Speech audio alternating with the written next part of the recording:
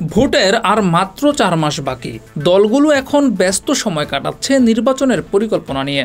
প্রার্থীরা ছুটছেন ভোটারদের কাছে, করছেন গণসংযোগ, পথসভা, সামাজিক উন্নয়নমূলক কাজ করে ভোটারদের মন পাওয়ার চেষ্টা করছেন অনেকেই।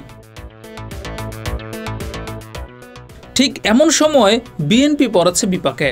বিভিন্ন কারণে দেশের মানুষের কাছে নেতিবাচকভাবে ধরা দিচ্ছে তারা। বিরক্তির কারণ হয়ে উঠেছে দেশের সাধারণ মানুষের কাছে, যার প্রভাব পড়তে পারে আগামী নির্বাচনে।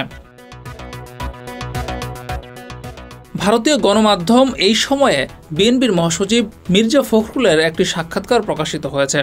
সেখানে মির্জা ফখরুলের যেসব কথাবার্তা প্রকাশ করা হয়েছে সেগুলো ভালোভাবে নেয়নি বাংলাদেশের সাধারণ মানুষ। তিনি এনসিপি, জামাত, বাংলাদেশের নির্বাচন, ভারতের আধিপত্য, আওয়ামী লীগ এবং তাদের দোসরদের নিয়ে যেসব কথা বলেছেন সেগুলো ছিল বাংলাদেশের সবচেয়ে আলোচনার বিষয়বস্তু। মির্জা ফখরুলের এই মন্তব্য আগামী নির্বাচনে প্রভাব ফেলতে পারে বলে মনে করছেন সাধারণ মানুষ থেকে বিশ্লেষকরা।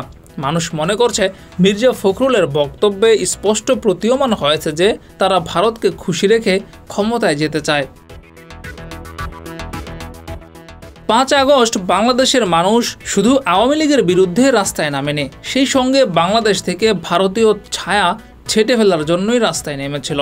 সেই মানুষ কি এত সহজেই আবার ভারতীয়দের দাসত্ব মেনে নেবে? যে আওয়ামী লীগ গণহত্যাকারী দল এবং যারা এই গণহত্যাকে স্বীকৃতি দিতে কাজ করেছে সেই সকল দলের প্রতি সহানুভূতি যারা দেখাবে তাদের কি দেশের জনগণ মেনে নেবে?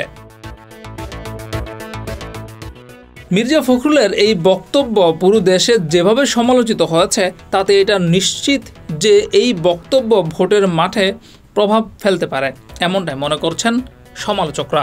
বিশ্লেষকরা বলছেন ভারতপন্থী হয়ে ক্ষমতায় যাওয়া কঠিন হবে এবার, বরং এবার মানুষের কাছাকাছি যে রাজনৈতিক দল আসতে পারবে, যারা মানুষের মনোভাব বুঝে কথা বলতে পারবে, তাদেরই সম্ভাবনা বেশি থাকবে। জিয়াউর রহমান, যুগের চিন্তা।